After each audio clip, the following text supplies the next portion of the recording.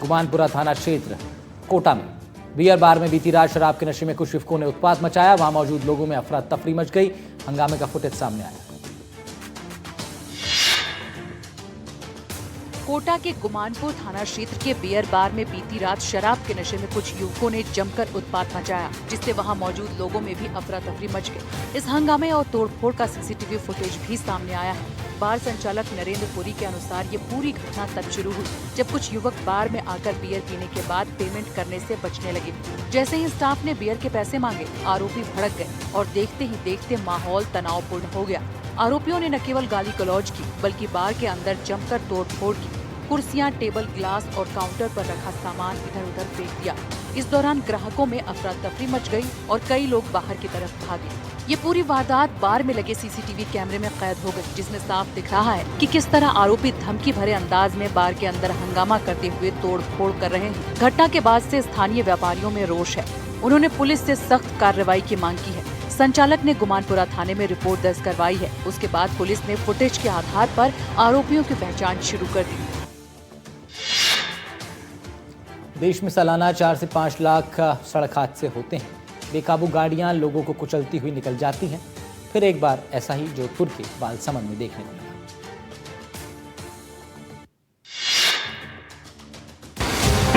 ये लगभग बेकाबू सा डंपर पहले एक स्कूटर को मारता हुआ निकला, जिस पर 3 लड़के सवार थे। वे तीनों लड़के जब तक संभलते तब तक डंपर ने एक और जान ले ली और इस डंपर से एक महिला कुचल दिया। ये दर्दनाक हादसा राजस्थान के जोधपुर के बालसमंद में हुआ। ऐसी घटनाएं लगभग रोज दिखाई पड़ती हैं। पता चलता है कि कहीं से कोई गाड़ी निकली और किसी बेखबर शख्स को कुचलती निकल गई, जैसे ये डंपर एक महिला को कुचल गया है। क्या आपको अंदाजा है कि ऐसे सड़क हादसों से इस देश में हर साल 1.5 लाख से ज्यादा लोगों की जान चली जाती है। सड़क परिवहन मंत्रालय के आंकड़े बताते हैं कि इस देश में 2018 से 2022 के बीच हर साल 1.5 लाख से ज्यादा लोग सड़क हादसों में मरते रहे। 2020 के कोविड वाले साल में जब लोगों को कई महीने घर से निकलना मना था, तब भी 1,38,000 से ज्यादा लोगों की जान गई। बालसमंद का ये हादसा फिर से याद दिलाता है कि हमारी लापरवाही किस कदर जानलेवा हो जाती है। डूंगरपुर में आज एक दर्दनाक सड़क हादसा हो गया। इसमें 3 लोगों की मौत हो गई, वहीं 3 अन्य लोग घायल हैं। सभी बाइक सवार लोगों को एक तेज रफ्तार कार ने रौंद दिया। ये रिपोर्ट देखिए। डूंगरपुर जिले के सदर थाना क्षेत्र के देवल गांव के पास एक बोलेरो ने बाइक को टक्कर मार दी। हादसे में बाइक सवार पिता पुत्र समेत 3 लोगों की मौत हो गई, जबकि बाइक सवार मृतक की पत्नी, साली और एक बच्चा घायल हो गए। हादसे के बाद लोगों ने बोलेरो को आग के हवाले कर दिया। घायलों को जिला अस्पताल में भर्ती करवाया गया है। मामले के अनुसार घोगरा फला देवल निवासी सुनील घोगरा अपनी पत्नी, 2 बच्चों, साली मुन्ना और उसके बच्चे के साथ कुल 6 लोग बाइक पर सवार होकर ससुराल से घर लौट रहे थे। डूंगरपुर खेरवाड़ा मार्ग पर देवल गांव के पास डूंगरपुर की ओर से आ रही एक बोलेरो ने उनकी बाइक को टक्कर मार दी। हादसे में बाइक सवार सुनील, उसका बेटा और साली के बेटे की मौत हो गई, जबकि सुनील की पत्नी, साली और एक बेटा घायल हो गए। इधर हादसे के बाद आक्रोशित लोगों ने बोलेरो को आग के हवाले कर दिया। सूचना पर पुलिस मौके पर पहुंची और घायलों को डूंगरपुर जिला अस्पताल में भर्ती करवाया। वहीं तीनों शवों को मोर्चरी में शिफ्ट करवाया। फिलहाल पुलिस मामले की जांच में जुट गई है।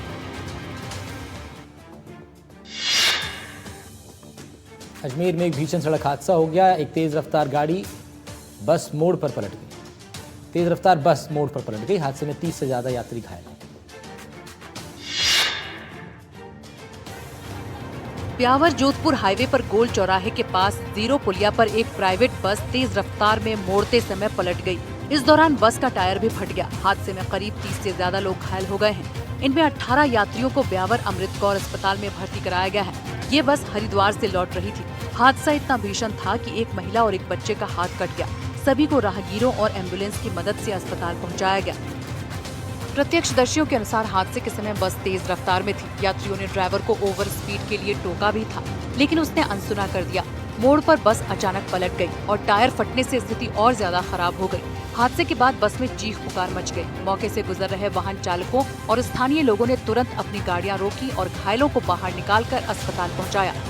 सूचना मिलते ही साकेत नगर थाना पुलिस मौके पर पहुंची और हादसे की जांच शुरू की। पुलिस का कहना है कि प्राथमिक जांच में हादसे की वजह ओवर स्पीड और लापरवाही से गाड़ी चलाना सामने आया है।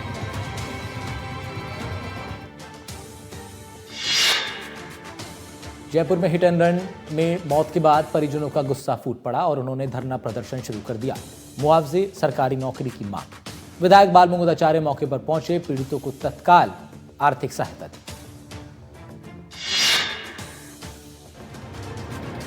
जयपुर के जयसिंहपुरा खोर थाना इलाके में हिट एंड रन का मामला सामने आया है। जयसिंहपुरा खोर थाने के पास नाला रोड पर नगर निगम की कचरा उठाने वाली गाड़ी ने बाइक को जोरदार टक्कर मार दी। हादसे में बाइक सवार युवक की दर्दनाक मौत हो गई। हादसे के बाद चालक गाड़ी को लेकर मौके से फरार हो गया। मृतक की पहचान जयसिंहपुरा खोर मालोरिया की ढाणी निवासी राम कल्याण सैनी उर्फ बिल्लू के रूप में हुई है। राम कल्याण अपनी पत्नी के साथ राखी बांधने के लिए ससुराल जा रहा था। मृतक की पत्नी को हल्की चोटें आई हैं। हादसे के बाद स्थानीय लोगों में भारी आक्रोश व्याप्त हो गया। काफी बड़ी संख्या में लोगों की भीड़ जयसिंहपुरा खोर थाने पर पहुंची। परिजनों के साथ लोगों ने घटना को लेकर थाने के बाहर विरोध जताया। परिजनों का कहना है कि मृतक राम कल्याण के 3 बच्चे हैं। वो अपने घर में कमाने वाला अकेला ही था। मृतक के परिवार ने मांग की है कि उन्हें सरकारी नौकरी और 1 करोड़ का मुआवजा दिया जाए, साथ ही डेयरी अलॉट की जाए। वहीं घटना स्थल पर भाजपा से विधायक बाल मुकुंदाचार्य मौके पर पहुंचे और सरकार से मध्यस्थता करवाकर धरने को समाप्त करवाया।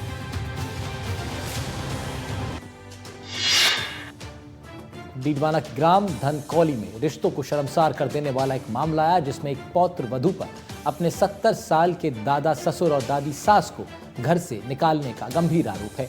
मजबूरन ये बुजुर्ग दंपत्ति पिछले 6 महीनों से खेत में रहने को मजबूर है।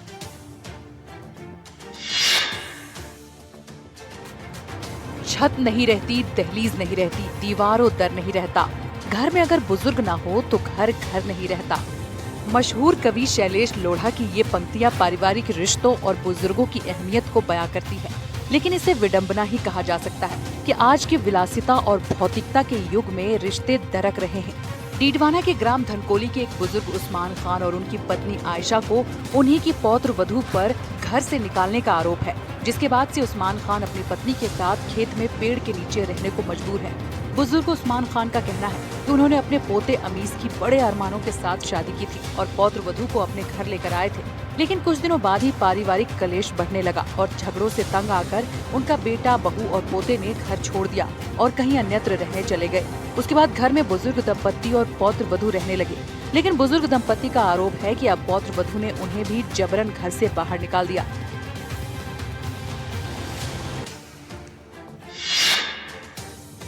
दौसा के सिकराय में पहाड़ी पर 2 पैंथर एक साथ देखे जाने के बाद हड़कंप है। ग्रामीणों में दहशत का माहौल। वन विभाग से मदद की अपील।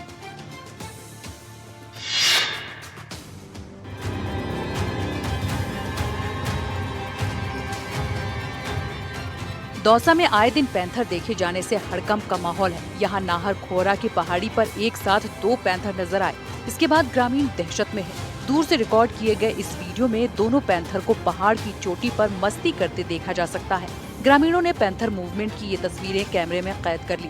बताया जा रहा है कि पैंथर ने गांव की एक बकरी और कुत्ते को भी शिकार बनाया, जिसके बाद ग्रामीणों ने वन विभाग से गुहार लगाई है।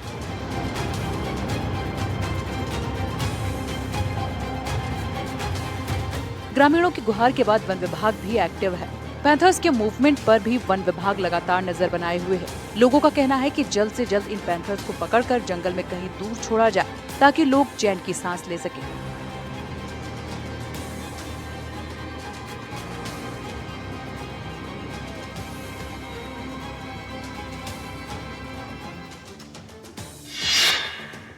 सिरोही के माउंट आबू और आबू रोड पर भूकंप के तेज झटकों ने दहशत फैला दी। लोग घरों के बाहर निकल आए। हर तरफ दहशत का माहौल।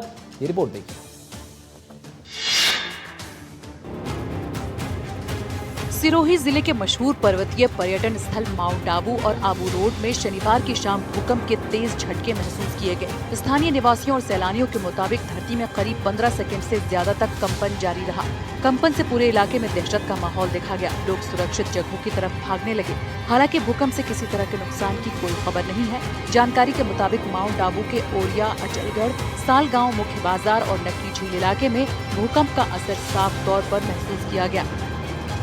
भूकंप के झटके महसूस होते ही लोगों में अफरा तफरी मच गई। दुकानदार अपने काउंटर छोड़कर बाहर आ गए। वहीं सैलानी होटलों से बाहर सड़क पर उतर आए। लोग खुले मैदान, पार्क और सड़कों पर जमा हो गए। झटका मुख्य रूप से माउंट आबू और आबू रोड के आसपास के इलाकों में महसूस किया गया।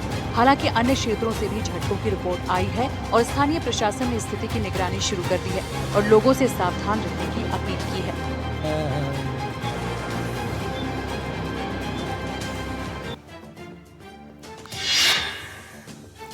पहले धराली में भीषण भूस्खलन ने तबाही मचाई तो अब रुद्रप्रयाग में भारी भूस्खलन ने लोगों में खौफ भर दिया है। भूस्खलन का पूरा वीडियो कैमरे में कैद हुआ, आप भी देखिए। पहाड़ भरभराया और सीधे नीचे आ गया। पहाड़ भरभराया और चारों तरफ तबाही मचा गया। एक तरफ पहाड़ टूटता रहा तो दूसरी तरफ हादसे का वीडियो रिकॉर्ड होता रहा। मौके पर जिसने भी इस हादसे को अपनी आंखों से देखा वो खौफ में आ गया। उत्तराखंड में पहले धराली ने तबाही मचाई, अब ये वीडियो रुद्रप्रयाग का है। सड़क पर आवाजाही जारी थी लेकिन अचानक पहाड़ ने अपना रौद्र रूप दिखाया। इस हादसे के बाद पहाड़ से टूटा पूरा मलबा गौरीकुंड नेशनल हाईवे 109 पर आकर गिरा और सड़क पूरी तरह से बर्बाद हो गई। आवाजाही बंद हो गई। सड़क कई मीटर तक धंस गया। इससे सड़क यातायात पूरी तरह से रुक गया। स्थानीय प्रशासन ने लोगों को सतर्क रहने और बिना जरूरत घर से बाहर ना निकलने की अपील की है। वीडियो में साफ देखा जा सकता है कि कैसे अचानक आई बाढ़ ने सब कुछ तबाह कर दिया। ये घटना उत्तराखंड में भारी बारिश के कारण हुई है। इस घटना के बाद प्रशासन ने लोगों से सतर्कता बरतने की अपील भी की है। पहाड़ों पर चारों तरफ लैंडस्लाइड की खबरों से हाहाकार है। कभी धराली, कभी रुद्रप्रयाग तो अब हिमाचल प्रदेश के शिमला में भी पहाड़ का एक बड़ा हिस्सा दरक गया। चारों तरफ कोहराम मच गया।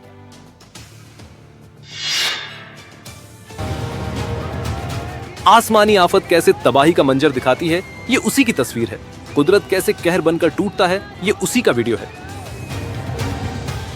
ये वीडियो हिमाचल प्रदेश के शिमला का है। जब बड़े पहाड़ का बड़ा हिस्सा भरभरा कर गिरने लगा, मौके पर जो जहां था वहीं ठहर गया। वीडियो देखकर लोगों ने दांतों तले उंगली दबा ली। बेहद खतरनाक और खौफनाक वीडियो। इस हादसे के बाद सड़क पूरी तरह से तबाह हो गई है। सड़क पर ट्रैफिक पूरी तरह से रुक गई। इलाके में सड़क बंद होने से सेब किसानों की कई गाड़ियां फंस गईं। जिस जगह पर यह भारी भूस्खलन हुआ है वो शिमला के कुसुमपटी विधानसभा क्षेत्र में आता है। डुमनी में विशालकाय पहाड़ के टूटने से प्रशासन की नींद उड़ गई है। चूंकि किसानों की गाड़ियां फंस गई हैं, तो सड़क को जल्द से जल्द दुरुस्त करना प्रशासन के लिए मुसीबत बन गई है।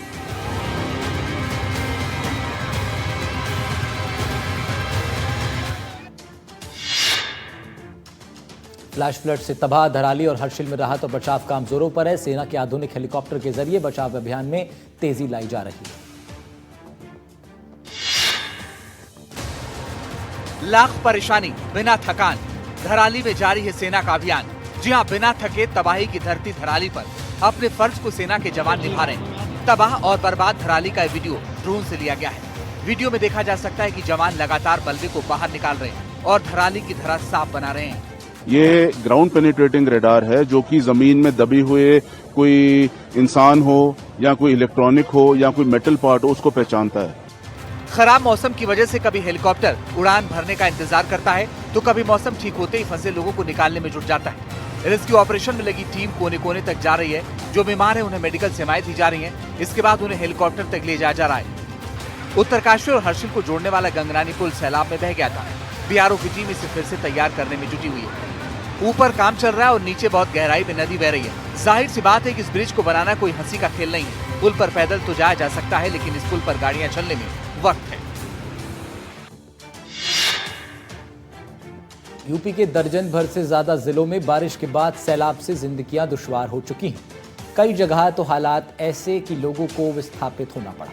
कई जिलों में छोटी नदियां बड़ा नुकसान पहुंचा रही हैं, तो कहीं भारी बरसात की वजह से लोगों की आशियाने जमींदोज हो रहे हैं।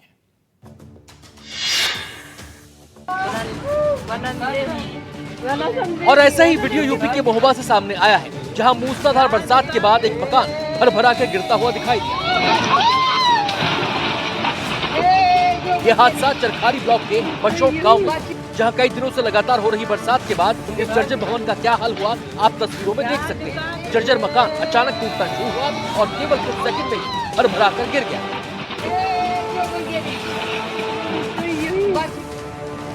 वहीं यूपी में हो रही भारी बारिश ने राज्य के कई और जिलों में भी लोगों की परेशानियां बढ़ा दी हैं। प्रयागराज में उफनती गंगा का क्रोध कम हुआ है। बाढ़ का पानी उतरने के बाद मुश्किलें और बढ़ गई हैं। चारों तरफ कचरा और मलबा नजर आ रहा है, जिसके बाद नगर निगम की टीम कचरा और मलबा साफ करती हुई दिखाई दी। तो वहीं गोरखपुर में तेज बरसात के बाद लोगों की जिंदगी अस्त व्यस्त हो गई है। यहाँ हुई जोरदार बारिश के बाद शहर के कई इलाके पानी पानी हो गए।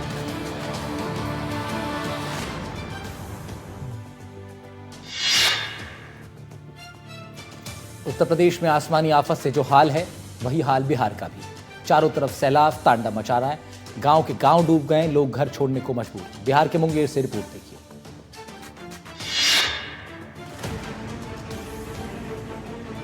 गंगा में बाढ़ से दहशत, भारी बारिश से घर छोड़ने पर मजबूर। आसमान से आफत बरस रही है, नदियां उफान पर हैं। हालात यह है कि गंगा नदी अपना रौद्र रूप दिखा रही है। गांव की गलियां जहां बच्चे खेला करते हैं वो अब तालाब बन चुका है। न खेत बचे न खलिहान बचा है। घर डूबा है, क्योंकि घर के अंदर 5 फीट तक पानी भरा हुआ है। करें तो क्या करें, सब कुछ बिखर गया है। अब इनके पास घर छोड़ने के अलावा कोई दूसरा चारा नहीं। ये वीडियो बिहार के मुंगेर का है, जहाँ नाव बस एक सहारा है। गांव के लोगों ने घर का चूल्हा चौकी का सामान नाव पर रखा, कहीं दूसरी जगह शरण लेने के लिए चल दिए। वहाँ का बहुत बुरा स्थिति है, जहाँ कोई देखता भी नहीं है। न पानी पीने की व्यवस्था है और न कुछ खाने की व्यवस्था है। छोटे बच्चों को खासा परेशानी का सामना करना पड़ रहा है, तो लोग अपने मवेशियों के साथ साथ उनके चारे को लेकर आए हैं। हरा चारा तो उन्हें अब नहीं मिल पाएगा। उधर जिला प्रशासन बाढ़ पीड़ितों को लगातार राहत पहुंचाने की कोशिश कर रहा है।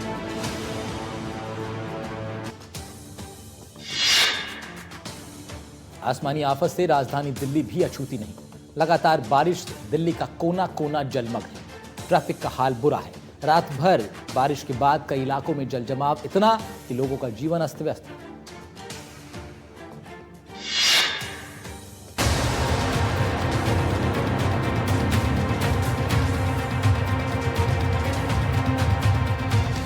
सड़कें पानी पानी हैं, रफ्तार थम सी गई है। जहां भी नजरें जाती हैं सिर्फ पानी ही नजर आता है। दिल्ली एनसीआर के कई इलाकों में यही हाल है। शनिवार रात हुई बारिश के बाद हालात कितने बद से बदतर हैं आपके सामने।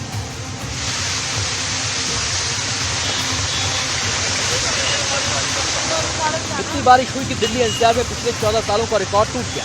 आफत की बारिश जल्द थमने वाली नहीं है। मौसम विभाग की तरफ से दिल्ली और गाजियाबाद के कई इलाकों के लिए अलर्ट जारी किया गया है। लगातार हो रही बारिश के चलते दिल्ली में यमुना नदी का जलस्तर फिर से बढ़ रहा है, जिससे दिल्ली के निचले इलाकों में रहने वालों के लिए खतरा बढ़ गया है। मौसम विभाग के अनुसार दिल्ली में 12 अगस्त तक बारिश जारी रहने की संभावना है और 15 अगस्त को हल्की बारिश हो सकती है। तापमान 22 से 23 डिग्री सेल्सियस के बीच रहने की उम्मीद है।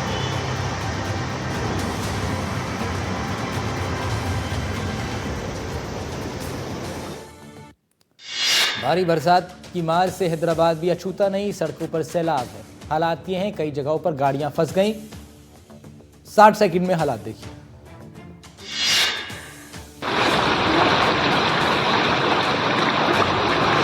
भारी बारिश के बाद सड़कों का हाल देखिए। लगातार बारिश के बाद हैदराबाद की सड़कों पर सैलाब देखिए। ट्रैफिक जाम हो गया तो कहीं गाड़ियां फंस गई।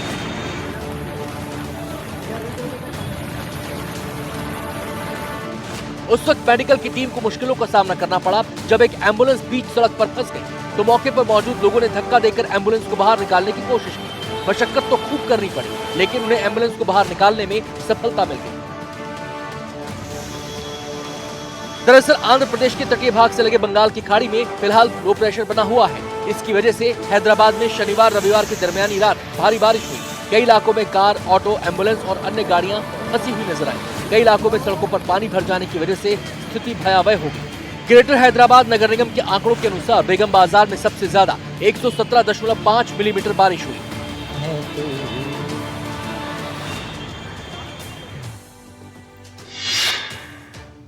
इराक ईरान बॉर्डर पर उस वक्त हड़कंप मचा जब मेहरान सीमा पर तीर्थ यात्रियों के कैंप में आग लग गई। भीषण अग्निकांड के बाद पूरे इलाके में अफरा तफरी मच गई। भीषण आग के बाद आसमान में धुएं का ऊंचा गुबार। तस्वीरें इराक ईरान बॉर्डर की हैं, जहां तीर्थयात्रियों के कैंप में अचानक आग लगने से हड़कंप मच गया। यह आग हादसा मेहराब सीमा पर उस वक्त हुआ जब अरब तीर्थयात्रियों की मदद के लिए बनाए गए कैंप से अचानक धुआं उठने लगा और देखते ही देखते पूरा कैंप आग की चपेट में आ गया।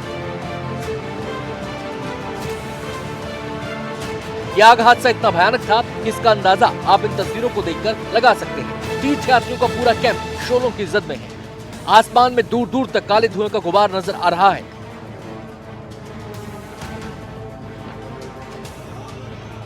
बताया जा रहा है कि आग की चपेट में आने से एक तीर्थयात्री की मौत हो गई है। वहीं हादसे की जानकारी मिलने के बाद फायर ब्रिगेड की टीम मौके पर पहुंची और आग को बुझाने की कोशिशें करती हुई नजर आई।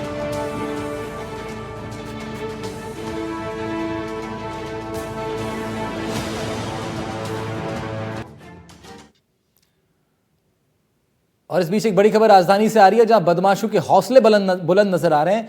कार सवार युवकों ने लूट की वारदात को अंजाम दिया है। 1 लाख से ज्यादा की लूट करके बदमाश फरार हो गए। पूरी घटना सीसीटीवी में कैद हुई है। पीड़ितों ने थाने में शिकायत दर्ज कराई है।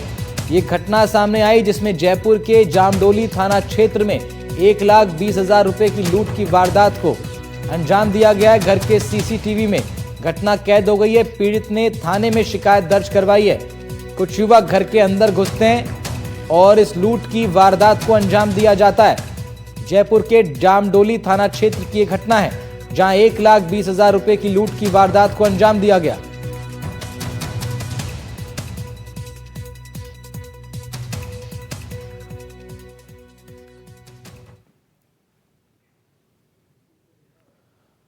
उधर नेताओं में ताकत की जितनी गर्मी होती है, कई बार उससे ज्यादा गर्मी उनके बेटों और रिश्तेदारों में होती है।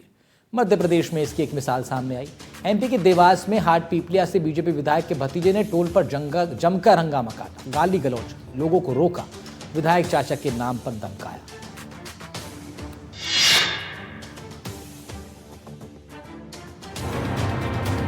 जिस तरह से शख्स लाठी लेकर घूम रहा है, उसी से पता चलता है कि वो किस कदर दबंगई का आदी है। इस बिगड़े लड़के का नाम है निखिल चौधरी। ये हाट पिपलिया के बीजेपी विधायक मनोज चौधरी का भतीजा है। इसने टोल पर उत्पात मचाया। उसकी हरकत की वजह से टोल पर गाड़ियां फंसी रही। पुलिस ने रोकने की कोशिश की तो उसने भद्दी भद्दी गालियां दी और कहा कि कोई गाड़ी यहां से नहीं निकलेगी। इसके अलावा उसने अपने विधायक चाचा का हवाला देकर डराना भी चाहा। उसके साथ उसके कुछ दोस्त भी दिखाई दे रहे हैं। ये भी नजर आ रहा है कि ये शख्स नशे में है। बाद में एक शख्स उसे पकड़कर किनारे करने की कोशिश करता है, लेकिन हैरानी की बात यह है कि इस पूरे दृश्य में पुलिस सबसे बेबस नजर आ रही है। वो विधायक के भतीजे के आगे जैसे लाचार है। जिस वीआईपी कल्चर के हम आदी होते जा रहे हैं, उसमें ऐसी दबंगई और दादागिरी आम हो चली है। लेकिन अफसोस की बात यह है कि इस वजह से आम लोगों को जो परेशानी होती है, उस पर किसी का ध्यान नहीं है।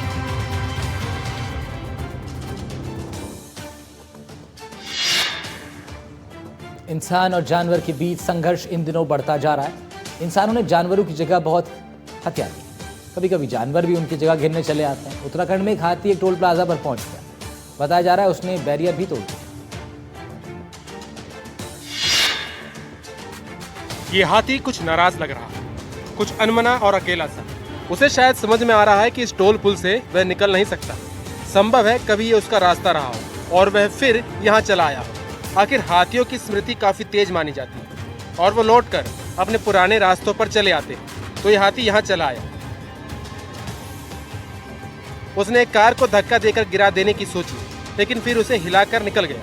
ये नज़ारा देहरादून हरिद्वार राष्ट्रीय राजमार्ग पर स्थित लच्छीवाला टोल प्लाजा का है। हाथी ने टोल प्लाजा पर लगे बैरियर को उठाकर पटक दिया, जिससे वाहन चालकों और टोल कर्मियों में दहशत फैल गई। हाथी और इंसानों के बीच इस तरह का टकराव बढ़ता जा रहा है। गनीमत है कि अपने गुस्से के बावजूद ये हाथी किसी रोड रेस का शिकार नहीं दिखा, वरना ये सारी गाड़ियां उसके 2-4 धक्कों में तहस नहस हो सकती थी। वह तो बस चुपचाप निकल गया, जैसे समझ गया हो कि उसकी जगह अब उसकी नहीं रही।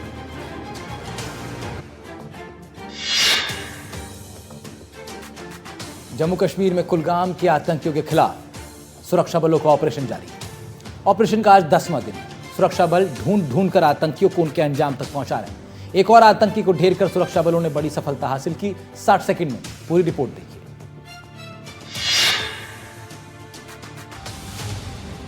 आतंक के खिलाफ सेना का ऑपरेशन अखल। ऑपरेशन का ये 10वां दिन है और special operation group, Jammu Kashmir police, सेना और सीआरपीएफ ऑपरेशन अखल को अंजाम दे रहे हैं। कुलगाम जिले के अखल देवसर इलाके में आतंकवादियों और सुरक्षा बलों के बीच मुठभेड़ जारी है।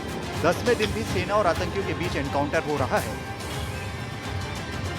जम्मू कश्मीर के किश्तवाड़ में भी सुरक्षा बलों और आतंकवादियों के बीच मुठभेड़ हुई है और रुक रुक कर गोलीबारी जारी है। इस एनकाउंटर में सुरक्षा बलों ने एक और आतंकी को ढेर कर दिया है। इस अभियान में सुरक्षा बल आतंकियों को चुन चुनकर उनके अंजाम तक पहुंचा रहे हैं। अब तक सेना के 2 जवान शहीद हुए हैं। खबर है कि अभी भी कुछ और आतंकवादी इलाके में छिपे हुए हैं। इलाके में आतंकियों की मौजूदगी के मद्देनजर सुरक्षा बल पूरी सतर्कता से अभियान चला रहे हैं। साथ ही पुलिस और सेना के अधिकारी ऑपरेशन को जल्द से जल्द सफल बनाने के लिए लगातार रणनीति बना रहे हैं।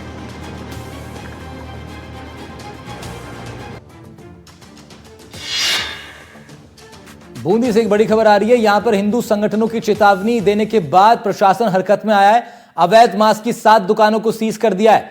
कार्रवाई के बाद इलाके में हड़कंप है। अवैध मांस की दुकानों को बंद कराने के लिए हिंदू संगठनों ने आंदोलन तक की चेतावनी दे दी थी। प्रशासन जागा, कार्रवाई की गई, जांच पड़ताल हुई तो फिर यह कार्रवाई की गई है, जिसमें 7 दुकानों को अवैध रूप से मांस बेचते हुए पाया गया, जिसके बाद अब इस कार्रवाई को अंजाम देते हुए 7 दुकानों को सीज कर दिया गया है।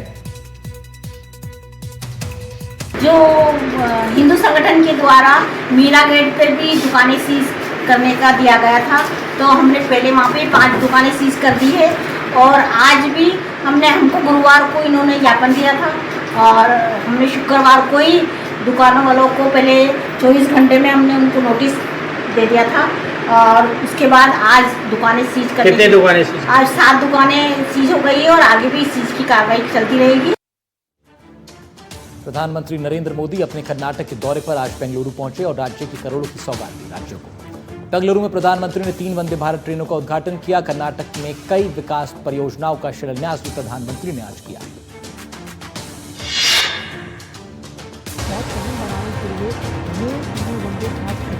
बेंगलुरु पहुंचने पर प्रधानमंत्री नरेंद्र मोदी ने केएसआर रेलवे स्टेशन पर 3 नई वंदे भारत एक्सप्रेस ट्रेनों को हरी झंडी दिखाई। ये ट्रेनें बेंगलुरु बेलगावी, अमृतसर श्री माता वैष्णो देवी कटरा और नागपुर पुणे रूट पर चलेंगी। वंदे भारत ट्रेनों को हरी झंडी दिखाने के बाद प्रधानमंत्री नरेंद्र मोदी बेंगलुरु मेट्रो की येलो लाइन का भी उद्घाटन किया। इसके अलावा पीएम ने मेट्रो फेज 3 का शिलान्यास किया गया। इस दौरान अपनी संबोधन में प्रधानमंत्री मोदी ने भारत को सबसे तेजी से अर्थव्यवस्था बताया और जल्द ही दुनिया की टॉप 3 अर्थव्यवस्थाओं में शामिल होने का दावा किया। पीएम ने मेट्रो में सफर भी किया और यात्रियों से बातचीत की। इस दौरान कर्नाटक के उप मुख्यमंत्री डीके शिव कुमार भी मौजूद रहे।